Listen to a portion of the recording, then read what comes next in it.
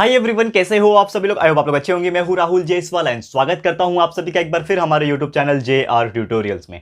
Friends, आज आपका जो इंतजार था वो भी फाइनली वो वीडियो मैं लेकर आ चुका हूं दोस्तों, जिसमें आज के दिन हम लोग पढ़ने वाले हैं क्या, SCR यानी शॉर्टकट रिवीजन। किसके लिए लेकर आया हूं? तो 8वीं के लिए यानी 8 स्टैंडर्ड के मैथमेटिक्स सब्जेक्ट का एक और बेहतरीन SCR रिवीजन वीडियो में लेकर आया हूं।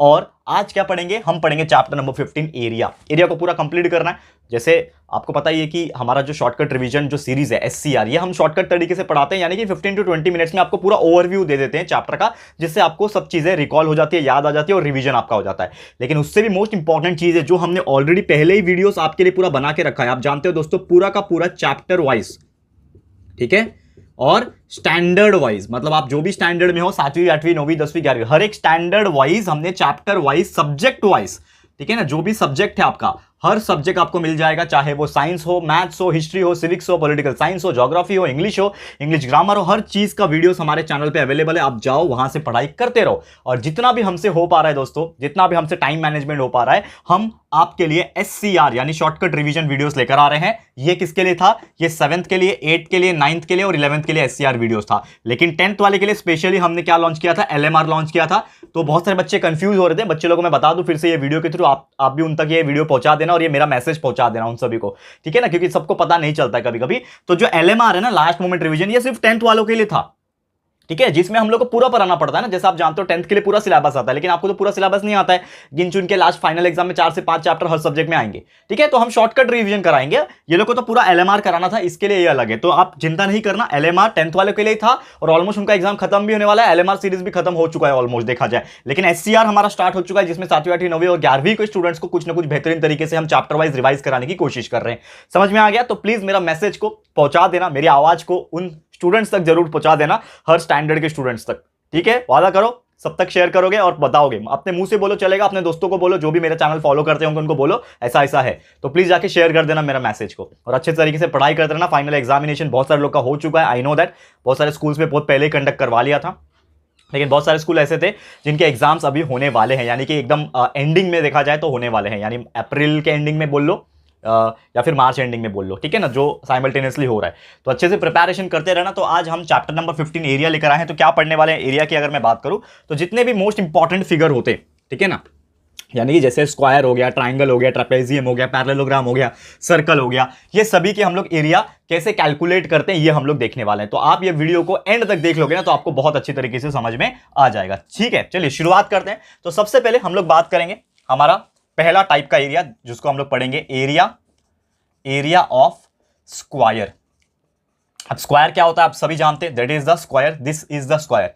स्क्वायर मतलब क्या होता है? चारों के चारों का साइड जो होता है वो सेम होता है। देख पा रहे हो? ए मैंने दे दिया 4 सेंटीमीटर 5 सेंटीमीटर जो भी है, लेकिन ये चारों का जो साइड रहेगा उसका लेंथ रहेगा सेम, इसको बोलते हैं हम लोग स्क्वायर। अब स्क्वायर का एरिया निकालने का फॉर्मूला होता है area of square is equal to, याद रखना हमेशा ये फॉर्मूला, अगर आपको याद रहेगा जिंदगी भर यूज होने वाला है। तो स्क्वायर का एरिया जो होता है that is nothing but the side का स्क्वायर, यानी साइड को स्क्वायर कर दो तो आपका आंसर आ जाएगा। तो साइड मैंने क्या माना है यहाँ पे? ए है, सबके लिए साइड क्या है? ए है, तो ए का स्क्वायर हो जाएगा।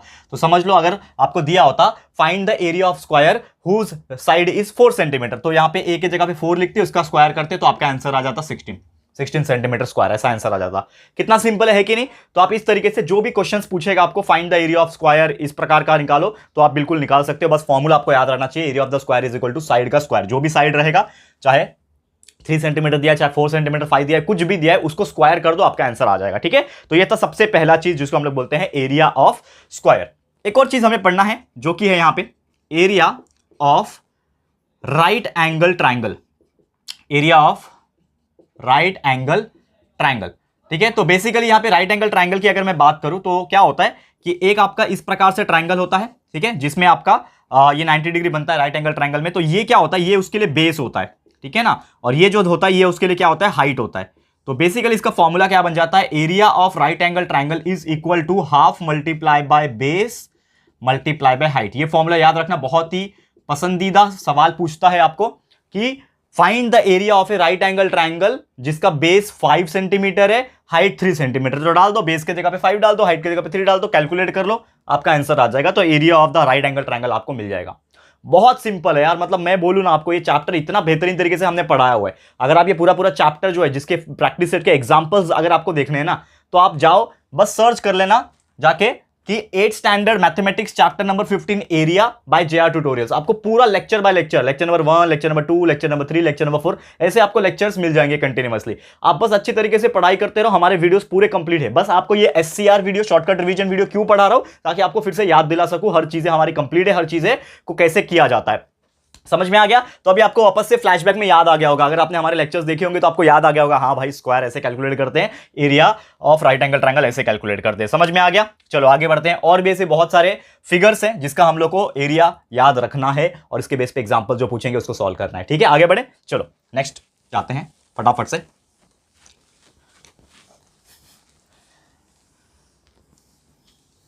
अब देखो नेक्स्ट वन क्या हो सकता है हमारा, that is area of parallelogram. ठीक है ना, प्यारा ले लो ग्राम, प्यार से ले लो ग्राम। याद है कि नहीं, मैंने पढ़ाया था, प्यार से ले लो पैरेललो। ठीक है, तो पैरेललोग्राम यानी कि ये एक्चुअल में क्या होता है कि आपका फिगर अगर मैं बताऊं, यानी कि पैरेललोग्राम में मतलब mostly the opposite sides are parallel to each other, ये हम लोग बोलते हैं। ठीक है ना, अपोजिट साइड्स आर पैरेलल। तो इस प्रकार से इसका डायग्राम होता है। मैं डायग्राम बना देता हूं सबसे पहले। ये हो गया और यहां से इस प्रकार। तो आप देखोगे तो ये ऊपर का साइड और नीचे का साइड एक दूसरे को पैरेलल है।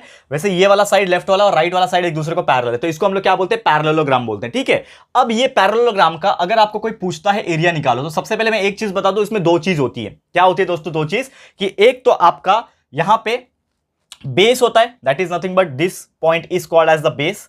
ये आपका क्या है, बेस है। और एक इसका क्या होता है दोस्तों, हाइट होता है। तो एक्चुअल में इसका जो हाइट होता है ना, वो क्या होता है, इस प्रकार से होता है। ये इसका हाइट नहीं है, ये टेढ़ा है। हाइट कभी भी स्ट्रेट होना चाहिए। तो इस प्रकार से अगर एक लाइन यहां पे ड्रॉ करोगे 90 डिग्री का, तो ये उसका हाइट रहेगा। इस प्रकार से आप एक लाइन यहां पे ड्रॉ करोगे 90 डिग्री, तो ये उसका हाइट रहेगा। तो ये जो भी हाइट रहे उसको बेस के साथ मल्टीप्लाई कर दोगे तो आपको पैरेललोग्राम का एरिया जो है मिल जाएगा। यानी कि area of parallelogram is equal to base multiply by height.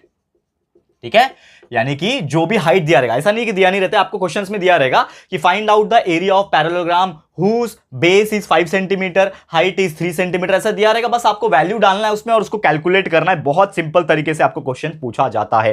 ठीक है, तो यहां पे समझ लो बेस आपको 8 दिया हुआ है, समझ लो ये बेस है 8 सेंटीमीटर दिया हुआ है। ये हाइट आपको समझ लो दिया हुआ है 4 सेंटीमीटर। ठीक है, या फिर चलो 5 ले लो, जो भी आपको लेना आप ले सकते हो। ठीक है ना, मैं 5 ले लेता हूं, 5 सेंटीमीटर लिया हुआ है।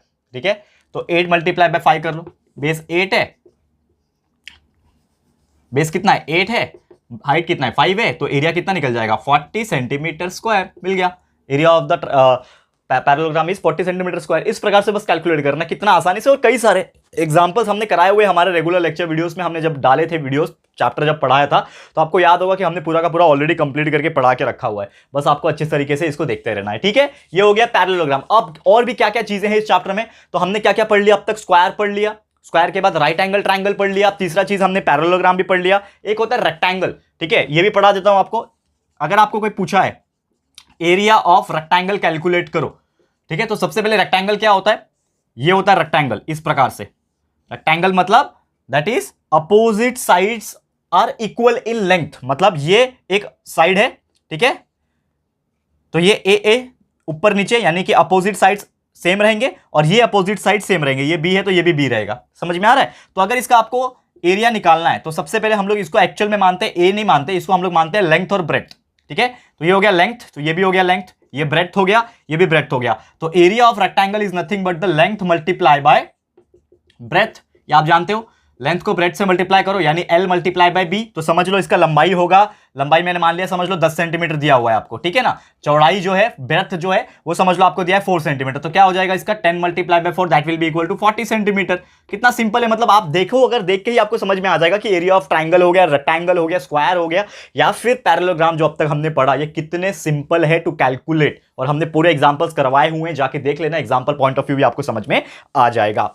अब एक बेहतरीन अलग टॉपिक है जिसका नाम है रोम्बस।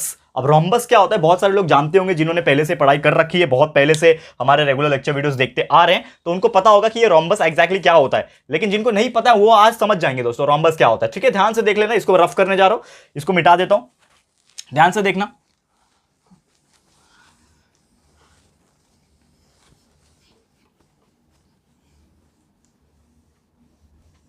अब देखो यहां पे नेक्स्ट क्या है, यहां पे area of rhombus. Area of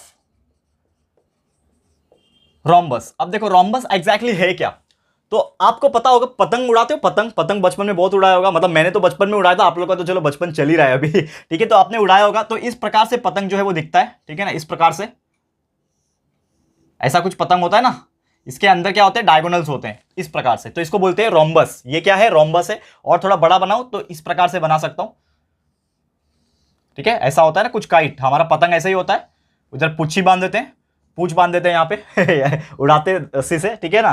काटा है कि नहीं कभी पतंग, पतंग काटा है कि नहीं कभी ठीक है, बहुत मजा आता है दोस्तों। बचपन में जब मैं आप लोग के एज का था ना, 7-8 स्टैंडर्ड में, तो मतलब पढ़ाई तो हम लोग करते थे, लेकिन मतलब कैसा कि यार बहुत हंसी खुशी और खेल कूद भी बहुत होता था, क्योंकि वो टाइम पे हमारे पास स्मार्टफोन वगैरह होता नहीं था। जैसे कि आप जानते हो कि स्मार्टफोन का जमाना जब आया 2013-14 के बाद ही आया, और मैं जब 8 स्टैंडर्ड में था तो उस वक्त 2009 चल रहा था, ठीक है ना, उस टाइम का कुछ फेज चल रहा था, 2008-9 चल रहा था। तो मेरे घर पे एक ही छोटा वाला फोन होता था, वो पापा जो मोबाइल फोन, ठीक है ना, वो टॉर्च वाला नोकिया वाला, वैसा वाला फोन होता था।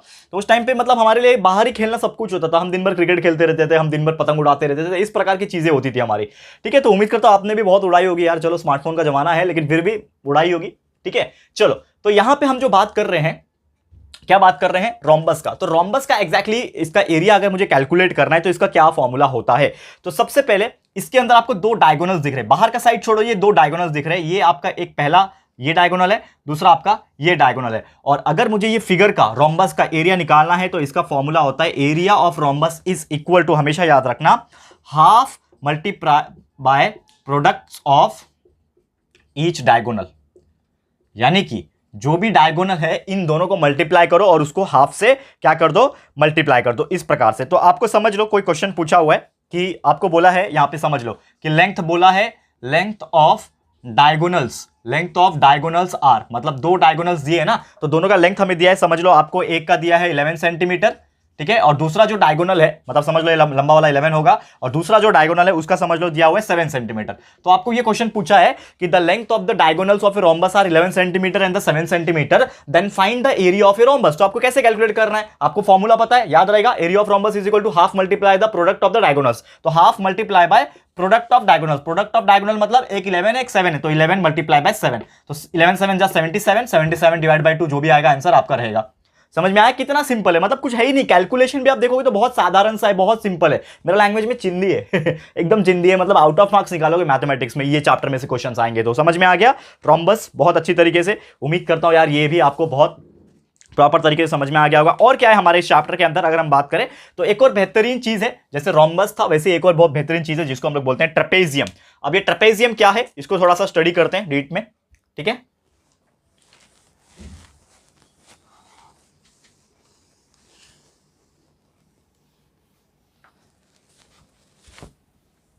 चलो,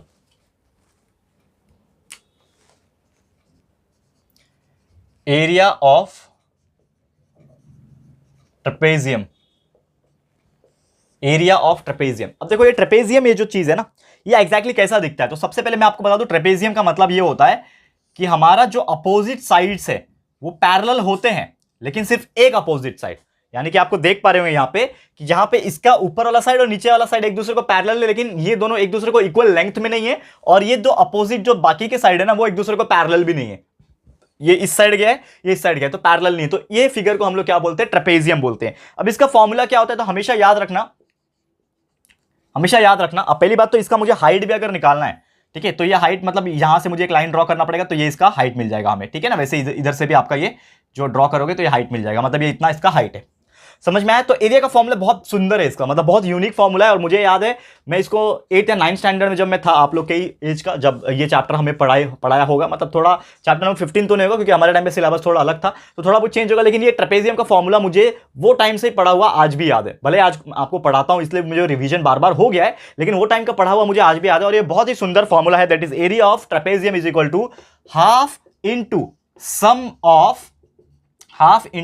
of parallel sides into height. ये बहुत ही यूनिक फॉर्मूला था, इसके लिए मुझे बहुत बेहतरीन तरीके से याद हुआ। देखो क्या बोल रहा हूं, half into sum of parallel side, यानी एक दूसरे को जो पैरेलल साइड है ना इनको प्लस कर दो, और इनटू हाइट, जो हाइट होगा उसके साथ मल्टीप्लाई करो। तो समझ लो कि आपको अगर कोई क्वेश्चन पूछा है कि कैसे आप इसका एरिया निकाल सकते हो, तो find out the area of trapezium, अगर आपको कोई क्वेश्चन पूछता है तो समझ लो आपको बोला है कि ये वाला साइड आपका 7 सेंटीमीटर है, ये वाला साइड आपका 8 सेंटीमीटर है, और जो हाइट है ना वो हाइट यहां पे उन्होंने दे रखी है, समझ लो उन्होंने 6 सेंटीमीटर, ये 6 सेंटीमीटर उन्होंने हाइट दे रखी है। और आपको पूछा है find out the area of trapezium, question पूछा है, ये डायग्राम आपको दिया हुआ है और पूछा है एरिया ऑफ ट्रेपेजियम निकाल के दिखाओ। तो हमारा फॉर्मूला क्या है, बिना देखे बोलो क्या है formula, area of trapezium is equal to half into sum of parallel sides into height. मतलब यहां पे हाफ है into sum of parallel side, तो पैरेलल साइड कौन कौन है, ये 7 और ये 8 एक दूसरे को पैरेलल है, यानी इन दोनों का सम, सम मतलब प्लस, तो यानी 7 + 8, ये हो गया सम ऑफ पैरेलल साइड, और मल्टीप्लाई बाय क्या करना है, हाइट, और ये ब्रैकेट में लिखना, जो सम कर रहे हो ब्रैकेट में लिखे फिर मल्टीप्लाई बाय हाइट करना, हाइट कितना दिया 6 सेंटीमीटर।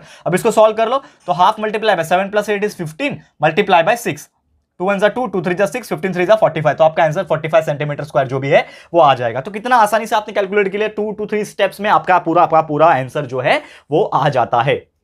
क्लियर है, समझ में आ गया। तो ये भी था हमारा one of the most important topic, इसमें से बहुत बेहतरीन तरीके से हमने इसको एक्सप्लेन कर दिया। अब आ जाओ एक और टॉपिक है, इसका एरिया कैसे निकालते हैं। देखो पूरा का पूरा आज एरिया बता रहा हूं दोस्तों, पूरे जिंदगी भर में आपको कोई भी फिगर आ जाए आप उसका एरिया निकाल सकते हो, कभी भी आप 8th में जाओ, 9th में जाओ, 10th में जाओ, कभी भी जाओ तो ये आप सीख लोगे, मैं इतना गारंटी के साथ बोल सकता हूं। और ये इतना आपके लिए बेनिफिशियल है, इतना इंपॉर्टेंट है कि आपको मजा आने वाला है, ठीक है ना।